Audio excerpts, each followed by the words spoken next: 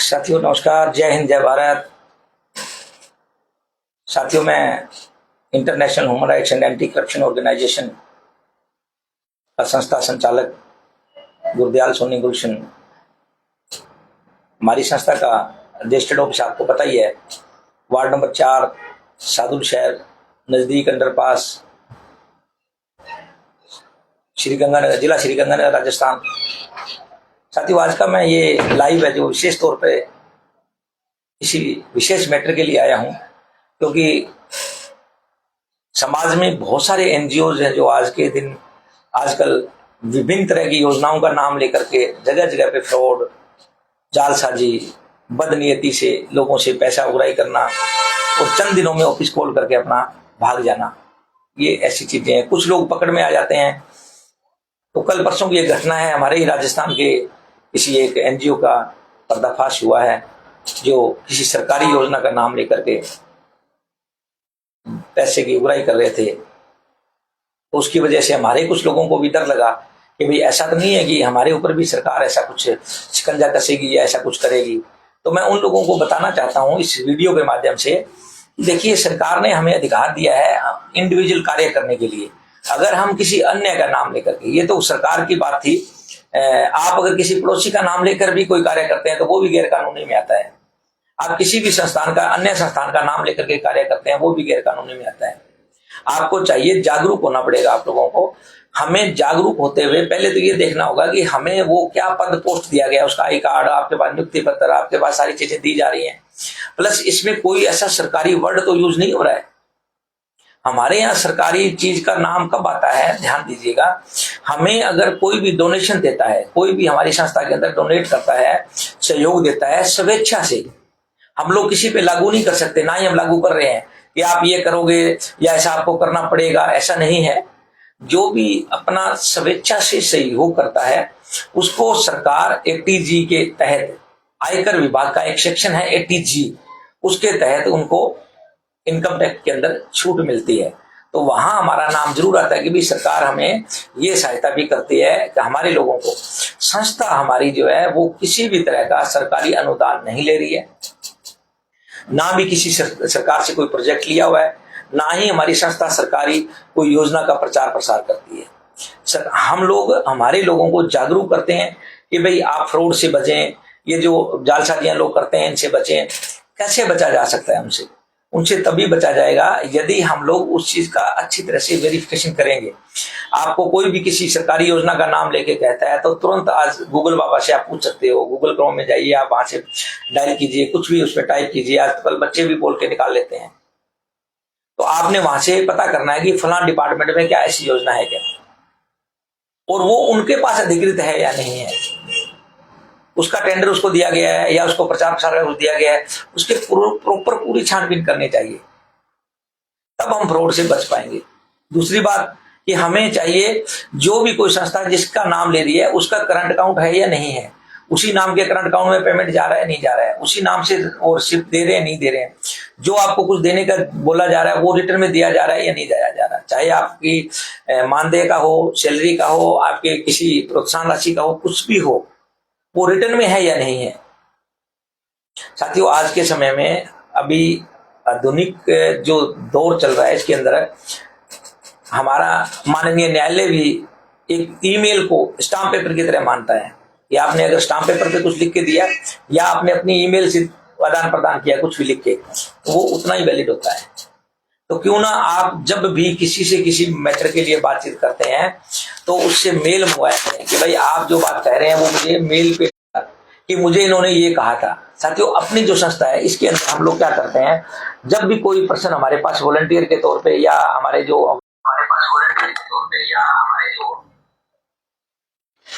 तो साथियों, माफी चाहूंगा कि इसमें थोड़ा नेटवर्क प्रॉब्लम हो गई थी, इस वजह से तो अभी आप रेगुलर इसमें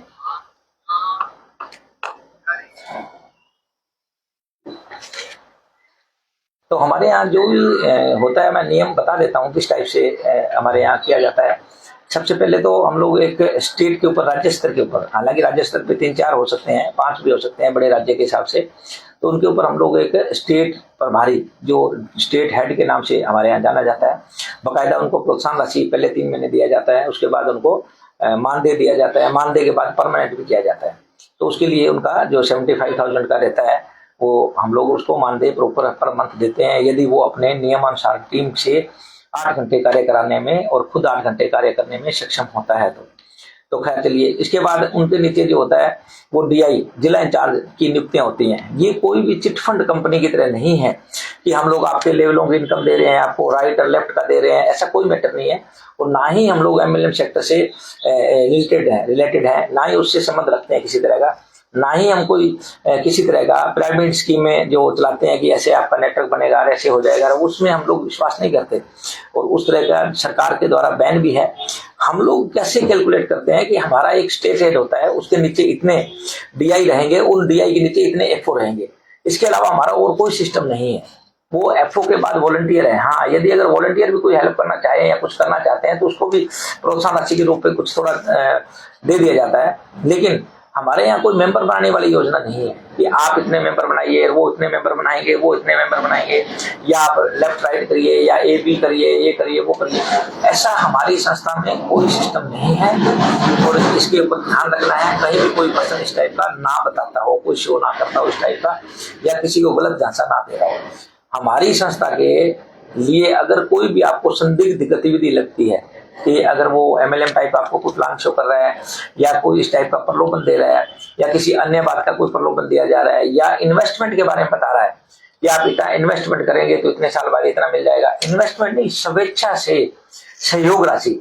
देखिए, हमारे यहाँ जो प्यारी बेटी शगुन योजना है वो इकलौती हमारी खुद की योजना है, एकमात्र पूरे देश में प्यारी बेटी शगुन योजना के नाम से आप कहीं भी सर्च करेंगे, वो सिर्फ हमारी संस्था की योजना है। इसके अंदर सरकार का कोई लेना देना नहीं है, किसी और डिपार्टमेंट का, किसी और एनजीओ का, किसी और संस्थान का कोई भी संबंध नहीं है। ये हमारी इंडिविजुअल योजना है, प्यारी बेटी शगुन योजना, और ये 2019 से चल रही है। इसके अंदर कोई भी व्यक्ति, चाहे कोई फ्री रजिस्ट्रेशन करता है, चाहे कोई पेड करता है, कोई सहयोग करता है। अब ये अलग बात है कि अगर कोई सहयोग करके करता है तो उसको अलग सिस्टम से दिया जाता है, यानी कि उनके बच्चियों के सहयोग, जो बेटियों की शादियों में सहयोग दिया जाता है वो अलग दिया जाता है, फ्री वालों के अलग दिया जाता है। फ्री में मात्र 1100 रुपए का सहयोग दिया जाता है, और जो लोग पेड करके कोई 1000 रुपए, कोई 1500, 2000, 5000, जितना भी कोई अपने स्वेच्छा से, अपनी इच्छा से, मिनिमम 999 रुपए का हमने एक रखा हुआ है कि अगर मिनिमम 999 से लेकर के ऊपर जितना भी वो अपने इच्छा से चाहे वो सहयोग कर सकते हैं। मिनिमम वाला भी करेंगे तो भी चलेगा। तो उनको हम लोग एक प्रस्तावित अनुमानित राशि का बताते हैं कि भाई इतना इतना 1 साल बाद, 2 साल, 5 साल बाद ये दिया जाएगा। क्यों ये कहा जाता है, इसके समझने का प्रयास करें। ये कोई पैसों को बढ़ाने का सिस्टम नहीं है, पैसों का मनी सर्कुलेशन नहीं है, क्योंकि हमारी संस्था जो 2 सिस्टम है हमारे पास। एक तो जो ये मैनेजमेंट सिस्टम चलता है, जो फर्स्ट में सहयोग राशि आता है उससे वो मैनेजमेंट सिस्टम चलता है, आप लोगों को देना, ऑफिस चलाना, प्रशासनिक खर्चे करना, और जितने भी एक्सपेंसेस है वो होते हैं। उसके बाद जब शादियां होती हैं, शादियों में जब देना होता है तो हम लोग हमारे लोगों को एक रिक्वेस्ट करते हैं कि भाई आप 21 रुपए प्रत्येक शादी के अंदर दें। ये हमारे प्रत्येक फॉर्म में लिखा रहता है, आवेदन फॉर्म में लिखा रहता है। तो ये जो 21 रुपए का सहयोग राशि है, ये इतनी अच्छी राशि, अच्छी खासी राशि आ जाती है, जिससे सभी शादियों में सफिशिएंट, उनको जो बताया गया उससे भी कहीं अधिक हम लोग राशि जो दे सकते हैं, वो दे रहे हैं, दे पाएंगे, आगे भी देते रहेंगे। हमारी इच्छा ये है, प्रत्येक व्यक्ति हमें 1 रुपया भी अगर एक शादी का देगा तो भी हम बच्चियों की शादियां वेल सेटल्ड परिवारों की तरह, यानी कि लग्जरी शादियां हम करवाने में सक्षम होंगे। ये हमारी इच्छा है, और आप लोगों का ऐसे ही सहयोग बना रहेगा तो हमारे यहाँ बच्चियों की शादियों में प्रॉपर नहीं, भरपूर, पूरे का पूरा सहयोग है जो देना शुरू कर दिया जाएगा। साथियों, 2019 में जब हमने शुरुआत किया था तब हमें बहुत सारी दिक्कत परेशानियां आई थी, बीच में कोरोना भी आ गया था। अब जो है धीरे धीरे करके लाखों की टीम बन चुकी है, बहुत आनंद आ रहा है, एकदम साफ सुथरा काम है। हम सबसे पहले प्रशासन को सूचना देते हैं, जो लोग गलत काम करेंगे या चोरी करेंगे या किसी तरह का प्रलोभन देके करेंगे या कोई छल कपट करेंगे या फ्रॉड करेंगे, वो कभी प्रशासन के पास नहीं जा सकते। हम लोग सीधा पहले कलेक्टर को देते हैं सूचना। अगर कोई हमारा व्यक्ति दे के आ रहा है तो बढ़िया है, नहीं तो हम लोग मेल के द्वारा उनको सूचित कर देते हैं कि हमारी ये संस्था है, यहाँ से रजिस्टर्ड है और हमारी ये योजना है। इसके अंदर कोई फ्री भी और 999 देके या इससे अधिक देके अपनी स्वेच्छा से देके ज्वाइन कर सकता है। तो ये चीजों की जानकारी हम कलेक्टर महोदय को स्थानीय एसएसपी महोदय को, प्लस हमारे उसके जो भी व्यक्ति वहां जिलाधिकारी काम करेगा हमारा, उसके नजदीकी पुलिस स्टेशन को, थाना अधिकारी को, उनको हम सूचित करते हैं रिटर्न में। उसके बाद हम लोग वहां कार्य करते हैं। इसका कारण क्या है? कारण सिर्फ और सिर्फ इतना ही है, ये कोई नियम नहीं है सरकार का कि हमें उनको सूचना देनी पड़ेगी या उनसे परमिशन लेनी पड़ेगी, या ऐसे एनओसी का एक शब्द आया था थोड़े दिन पहले कि जी कहीं हमारे यहाँ से तो पहले एनओसी लेके दें फिर हम काम कर पाएंगे। हमारे यहाँ ऐसा कोई रूल लागू नहीं होता है। ये हम लोग हमारी ईमानदारी की वजह से, कि हम लोग ईमानदार हैं और ईमानदारी से सही कार्य करना चाहते हैं। संस्थाओं को भारतीय संविधान अधिकार देता है, आप किसी से भी स्वेच्छा से जो भी को देना चाहिए उससे डोनेशन ले सकते हैं, और उसका प्रबंधन करते हुए लोगों के समाज भलाई के लिए वो उनको उस पैसे को उपयोग कर सकते हैं। तो हमारे भी ऐसे ही होता है, हम लोग उसका उपयोग अच्छे कार्यों के लिए करते हैं और उसकी ऑडिट करवाते हैं बकायदा सरकार को उसका हिसाब देते हैं। गवर्नमेंट को हम बताते हैं कि इतने इतने लोगों से ये पैसा आया और इन लोगों के यहाँ पैसा ये लगा, कुछ प्रबंधन में लगा, कुछ परसेंट बाकी का उनको शादियों में देना, और बहुत सारे प्रकल्प चल रहे हैं हमारे। नशा मुक्ति अभियान बहुत तेजी से चल रहा है पूरे देश भर में, और बच्चियों के लिए बहुत सारे एजुकेशन के लिए, अभी हम एजुकेशन के लिए और कुछ नए प्रोजेक्ट भी लेके आ रहे हैं। स्वास्थ्य के लिए, हेल्थ के ऊपर बहुत सारा काम किया जा रहा है। तो कुल मिला के वो सारी चीजें वो हमारे यहाँ टोटली लीगल होती हैं, तो आपको कहीं भी घबराने की कोई जरूरत नहीं है, क्योंकि हमारा जो कार्य है वो 100% लीगल है और हम लोग ईमानदारी से सही तरह से भारतीय संविधान के अकॉर्डिंग कार्य कर रहे हैं। तो आप सब लोगों से निवेदन है कि अगर आपके नजर में कोई ऐसा व्यक्ति आता है जो किसी सरकारी योजना का नाम लेता है और हमारी संस्था से जुड़ा हुआ पाया जाता है, तो आप उसका तुरंत हमें दिए गए नंबरों के ऊपर संपर्क करके हमें बताएं, सूचना दें, ताकि हम लोग उसका ध्यान रखें। क्योंकि ये गैर कानूनी है किसी अन्य पर्सन का नाम यूज करना।